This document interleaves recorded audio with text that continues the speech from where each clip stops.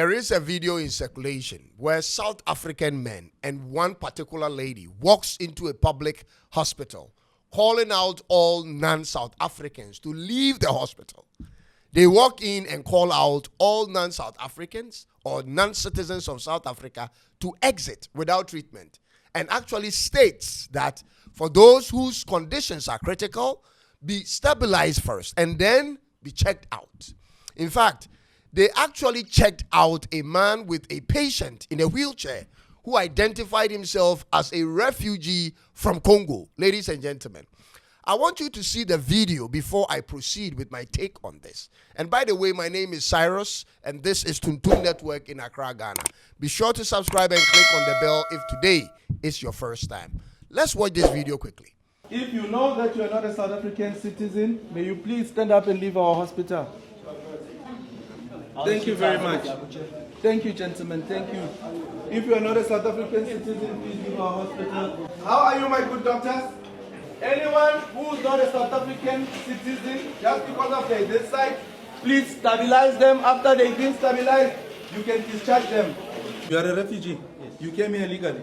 They could have directed you to the camp. Yeah. So they could have, whoever who allowed you to be a refugee here, not unless you bought your document. So whoever who allowed you here. Whose problem is it? If no, South Africa doesn't even have a single.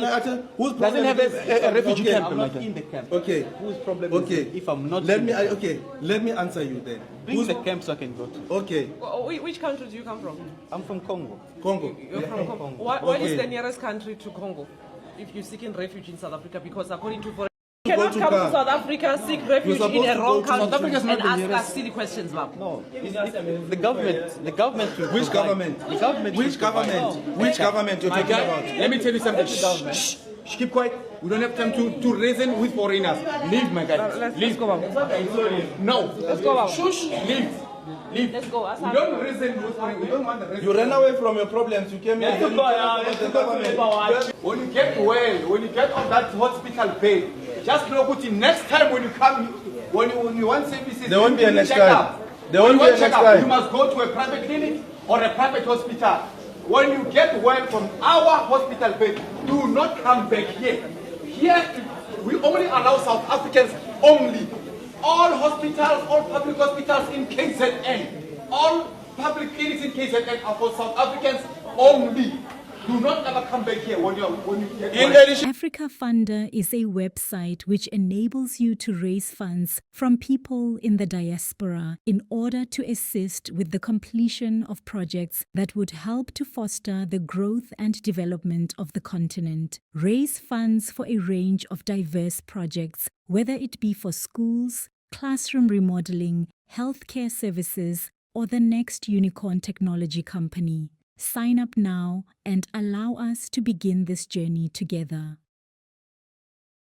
The whole of Africa is on a ticking time bomb. And I've said it here in one of my episodes that in the next 5 years, I suspect elections in Africa will be more of immigration matters than even economic policies. This behavior by some youth in South Africa isn't shocking to me after I've lived there before, ladies and gentlemen. And every time I ask myself these important and critical questions, I come to the same conclusion. Let me put a question to you, and you tell me what you think and what you will do in these circumstances.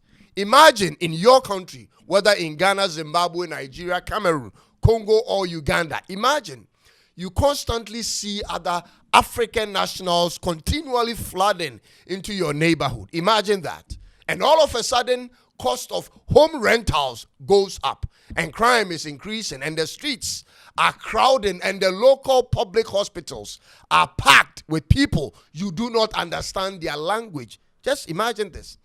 Be honest with yourself.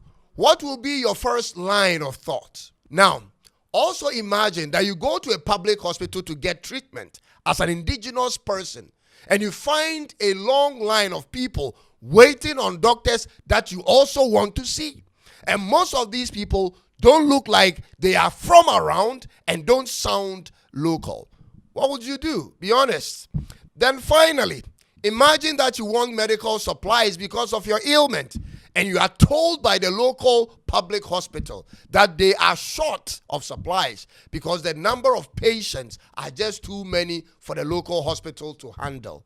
What would you say on this, ladies and gentlemen? What will be your reaction? If you have been sincere with your answer till now, you will most likely arrive at the actions of the people you just saw in the video. Trust me, you'll be doing something similar like that. You may end up doing same, ladies and gentlemen.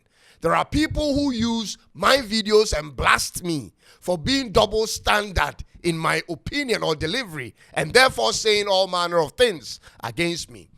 Listen, if you have watched my videos on continental issues, you will know that I've been consistent with one particular thing, that every African country must work on themselves, ladies and gentlemen.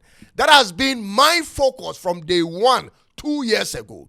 There are instances where I would say one country is targeting another country, or one group of people is targeting another group, especially when I see a situation of generalizing problems, ladies and gentlemen. And yes, ladies and gentlemen, I speak about the Igbos. I speak about Nigerians, South Africans, Kenyans. I speak about Ivorians and Congolese. And I speak about all African states. But I never preach the deportation of all for the crimes of few. I raise questions and present solutions if you have been listening properly to my videos. Now, what is happening in South Africa is the beginning of a real existential threat to many lives of African immigrants living in other African countries. This can easily turn into a scuffle, especially when the life of a person is involved. It can easily turn into a violent situation, The earlier the South African government or health ministry bring closure to this, the better, because if you are taking on refugees, you should be making preparations for their overall livelihoods, ladies and gentlemen. This includes their feeding, healthcare, and places of residence. But what we are seeing is many African nationals flooding into other African countries as refugees with no plans in place, whether by themselves or by the local government, for their upkeep, and therefore they become a burden on the already burdened and broken economic and health care systems in those countries. Do you know that almost every black African country has a deficit in the financial resources needed to manage their healthcare system, ladies and gentlemen? Almost every black African country is in dire need of more financial support to keep their healthcare system afloat. Therefore, the moment there is a surge in patients in any public hospital without a corresponding improvement of the available facilities and supplies, chaos follows next. This is the frustration that is brewing in South Africa currently. And I have been there and in contact with many people that live there. And I know firsthand, ladies and gentlemen, that this problem can only be resolved either through an expansion of existing healthcare facilities and supplies in South Africa, number one, or reduce the number of refugees coming in, or the state subsidizing healthcare for all the people to afford even private hospitals. This is my personal opinion, by the way. And it shouldn't have come to this, ladies and gentlemen, except that while some African countries were serious or are serious on their government to do the right things for their people, others are just looking for the next exit or gate to get out. We have all been living for a long time, and now we think it's a normal thing to just leave. Ever since the white man ended slave trade and turned their ships back to their home countries, we are people on our own left in pursuit to be where they are, and we have been leaving to find a better place in other parts of this continent also. It never occurred to many of us that we need to improve on where we live. It's easier to dump a problem on others than to solve them yourself, and that's the path many black men and women have chosen.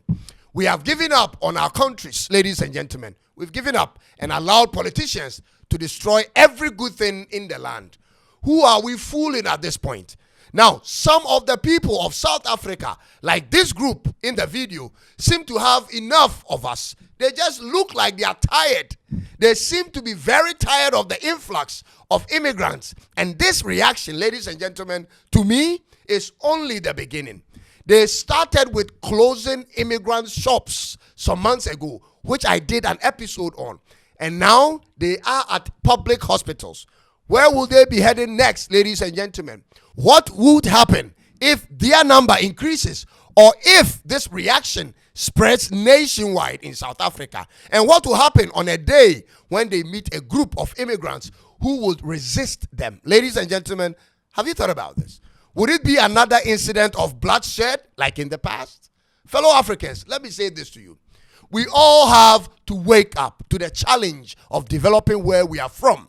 The time has come for you and I to revise our notion of traveling to where the grass is greener.